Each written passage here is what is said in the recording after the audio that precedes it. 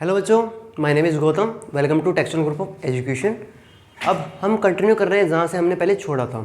हमने इससे पहले जो वीडियो थी उसमें क्या क्या पढ़ा।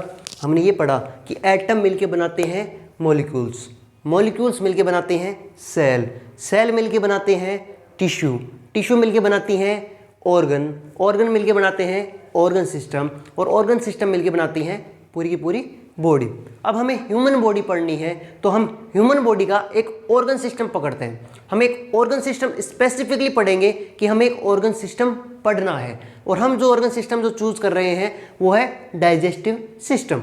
इसके अलावा और भी ह्यूमन बॉडी में ऑर्गन सिस्टम होते हैं, जैसे कि रेस्पिरेशन का हो गया, और रिप्रोडक्शन का हो गया, एक्सक्रीशन का हो गया, और भी बहुत सारे ऑर्गन सिस्टम है हमारे ह्यूमन बॉडी में। लेकिन हम यहाँ पे डाइजेस्टिव सिस्टम पढ़ेंगे। इस चैप्टर में हम एक ऑर्गन सिस्टम पढ़ेंगे जो कि कौन सा सिस्टम है, digestive system. What is digestion? Digestion है क्या? डाइजेशन है हम जो फूड इंटेक करते हैं, वो जो हम फूड खाते हैं वो है कॉम्प्लेक्स फूड। कैसा food? Complex food, complicated food. उसको हम डायरेक्ट एनर्जी यूटिलाइज नहीं कर सकते, उसको हमें पहले छोटे छोटे टुकड़ों में, स्मॉल पार्टिकल्स में कहें तो, या फिर ऐसा कहें सिंपल फूड में कन्वर्ट करना पड़ता है, और उसके लिए हमें चाहिए एक प्रोसेस, और उस प्रोसेस का नाम है digestion. Digestion is a process in which we convert complicated food or complex food into simpler food. और हम सिंपलर फूड में क्यों कन्वर्ट कर रहे हैं? ताकि हम उनसे एनर्जी ले सकें। तो एनर्जी लेने के लिए दो काम होंगे, डाइजेशन, फूड को तोड़ा जाएगा, और उसके बाद में अब्जॉर्प्शन, अब्जॉर्प्शन यानी अवशोषण, ये किया जाएगा। अब हम डाइजेस्टिव सिस्टम के बारे में पढ़ते हैं। सबसे पहले इसकी definition. Digestion is a process of breaking down of complex and insoluble substance. Complex and insoluble substance जैसे कि कार्बोहाइड्रेट हो गया, फैट हो गया, प्रोटीन हो गया। आपने फूड के बारे में अब तक पढ़ा है। फूड के 5 कंपोनेंट्स होते हैं, carbohydrate, fat, protein plus dietary fibres and water. उनमें से 3 आ गए। इनको हमें कॉम्प्लिकेटेड फॉर्म से सिंपलर फॉर्म में लाना है, और वो काम किस में होगा? डाइजेस्टिव सिस्टम में होगा। Into simpler and soluble substance. Carbohydrate किस में टूटेगा? ग्लूकोज में, फ्रुक्टोज में टूटता है, और भी होते हैं। लेकिन कार्बोहाइड्रेट एक कॉम्प्लिकेटेड स्ट्रक्चर होगी, जैसे सुक्रोज और बाकी स्ट्रक्चर होगी, वो एक छोटी स्ट्रक्चर में मोनोसेकेराइड, डाइसेकेराइड्स में कन्वर्ट होंगे ये बड़े बड़े मॉलिक्यूल्स। तो हम कॉम्प्लिकेटेड फूड को सिंपलर और सोल्यूबल सब्सटेंस में कन्वर्ट कर रहे हैं। जैसे कार्बोहाइड्रेट का यहाँ पे ग्लूकोज बता दिया, फैट का फैटी एसिड हो गया, प्रोटीन का अमाइनो एसिड हो गया। कार्बोहाइड्रेट किस में टूट रहा है? ग्लूकोज वगैरह में। फैट किस में टूट रहा है? फैटी एसिड वगैरह में। और प्रोटीन किस में टूट रहा है? अपने सिंपलेस्ट फॉर्म अमाइनो एसिड में टूट रहा है। और ये सब्सटेंस ऐसे हैं जो सिंपल हैं, सोल्यूबल हैं, हमको एनर्जी ड्राइव कर सकते हैं। So they can be easily absorbed and utilize in body, ताकि ये आसानी से अब्जॉर्ब हो जाए हमारी बॉडी में, और हम उनका यूटिलाइज कर सकें। यूटिलाइज मतलब इनसे हम एनर्जी बना सके, इनको हम रेस्पिरेशन में यूज करके, इनको फ्यूल की तरह यूज करके इनसे हम एनर्जी बना सके, एटीपी बना सके। ठीक है। अब group of organ which perform digestion is known as digestive system. कुछ ऑर्गन्स का ग्रुप, क्या चीज?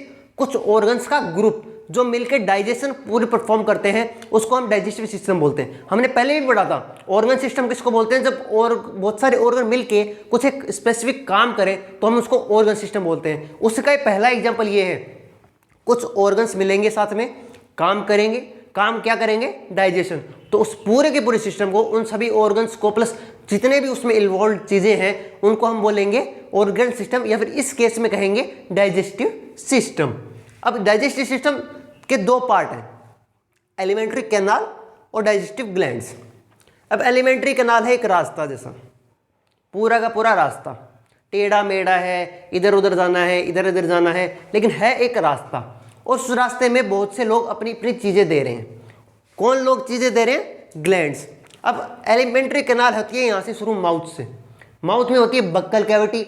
ये बक्कल कैविटी में हमारे टीथ आ गया, हमारी ये जीभ आ गई, टंग आ गई, ये बक्कल कैविटी में आ गया। तो इसको बोलते हैं पूरे को माउथ। माउथ से गए तो नीचे आ गया यहाँ पे ओसोफेगस, जिसे हम बोलते हैं फूड पाइप। क्या बोलते हैं? Food pipe. ओसोफेगस में कंफ्यूज मत हो जाना, फूड पाइप को ही ओसोफेगस बोलते हैं। Food pipe, food pipe. हमने खाया खाना, माउथ में लिया, वो हमारी बक्कल कैविटी में आ गया। बक्कल कैविटी में दांतों ने उसको चिगल दिया। अब उसके बाद में वही खाना हमारे ओसोफेगस में चला गया। कहाँ चला गया? ओसोफेगस में, हमारे फूड पाइप में ऐसे पाइप जैसी स्ट्रक्चर होती है, आगे डायग्राम में आपको अच्छी तरीके से दिखाया जाएगा अभी का भी। अब ओसोफेगस से चला गया, ओसोफेगस के बाद में वो खाना चला जाता है स्टमक में। कहाँ चला जाता है? स्टमक में, हमारे पेट में। पेट के बाद में वो चला जाता है हमारी स्मॉल इंटेस्टाइन में। कहाँ चला जाता है? स्मॉल इंटेस्टाइन में। और स्मॉल इंटेस्टाइन के बाद में लार्ज इंटेस्टाइन में, और लार्ज इंटेस्टाइन के बाद में एनएस में, और एनएस के बाद में उसका बॉडी से निकाल दिया जाता है। बच्चों एक बहुत ही एक मिसकॉन्सेप्ट होता है। अब हम जो निकालते हैं, हम जो फ्रेश होते हैं, जो भी अपन डेली रूटीन है हमारा, उसको हम बोलते हैं स्टूल या फिर फीकल मटेरियल। कुछ लोगों को लगता है कि वो एक्सक्रीशन है, कुछ लोगों को लगता है कि वो एक्सक्रीशन है, वो एक्सक्रीटरी प्रोडक्ट है। एक बात ध्यान रखना, ये डाइजेस्टिव सिस्टम है। कौन सा सिस्टम है? डाइजेस्टिव सिस्टम, एक्सक्रीटरी सिस्टम नहीं है। यहाँ से जो भी वेस्ट प्रोडक्ट बनता है वो एक्सक्रीटरी प्रोडक्ट नहीं होगा। आपसे गलती कराई जा सकती है कि हमारा जो स्टूल है, हमारा जो फीकल मटेरियल है, क्या वो एक्सक्रीटरी प्रोडक्ट है? और आपको लगेगा हाँ वो एक्सक्रीटरी प्रोडक्ट तो है। नहीं, वो एक्सक्रीटरी प्रोडक्ट नहीं है। हमारा जो स्टूल और फैकेट मटेरियल है वो हमारा डाइजेस्टिव सिस्टम से रिलेटेड है, एक्सक्रीटरी से रिलेटेड नहीं है। अब ये तो हो गया एलिमेंट्री कैनाल, जो कि आपको डायग्राम में मैं फिर से बताऊंगा। अब इस रास्ते में कुछ लोग अपने सिक्रेशंस डालते हैं, अपने केमिकल्स डालते हैं कि भैया खाना जा रहा है तो ये ले लो, ये काम आ जाएगा आपके। इस रास्ते से खाना जाएगा और ये ग्लैंड्स पास में होती हैं, अच्छा खाना जा रहा है ये लो, ये केमिकल ले लो, खाने पे ये केमिकल डाल दो, टूट जाएगा। और अगला ग्लैंड बोलेगा अच्छा खाना जा रहा है ये लो, ये वाला केमिकल ले लो, ये और खाने को तोड़ देगा। अब वो होती है डाइजेस्टिव ग्लैंड्स। क्या होती है? Digestive glands. अब हमारे मुंह में होते हैं सलाइवरी ग्लैंड। क्या है? Salivary gland.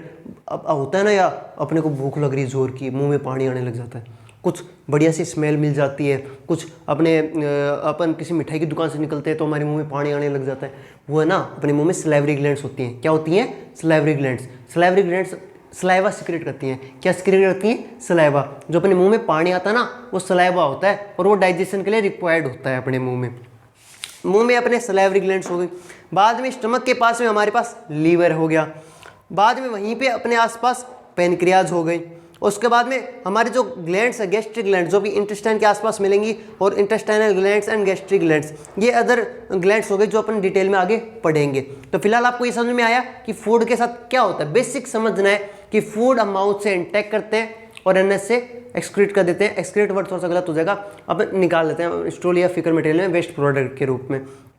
तो एलिमेंट्री कैनाल में हमने माउथ में खाना लिया, बक्कल कैविटी में वो गया, बक्कल कैविटी के बाद में वो इसोफेगस में गया, इसोफेगस को हम फूड पाइप भी बोलते हैं। बाद में वो खाना गया स्टमक में। कहाँ गया? स्टमक में। स्टमक में के बाद वो स्मॉल इंटेस्टाइन में गया, स्मॉल इंटेस्टाइन के बाद में वो लार्ज इंटेस्टाइन में गया, लार्ज इंटेस्टाइन के बाद में वो एनएस में गया, एनएस में गया। फिर उसके साथ यहीं पे जाते जाते डाइजेस्टिव ग्लैंड का सिक्रेशन भी जुड़ता गया एक एक के बाद में एक।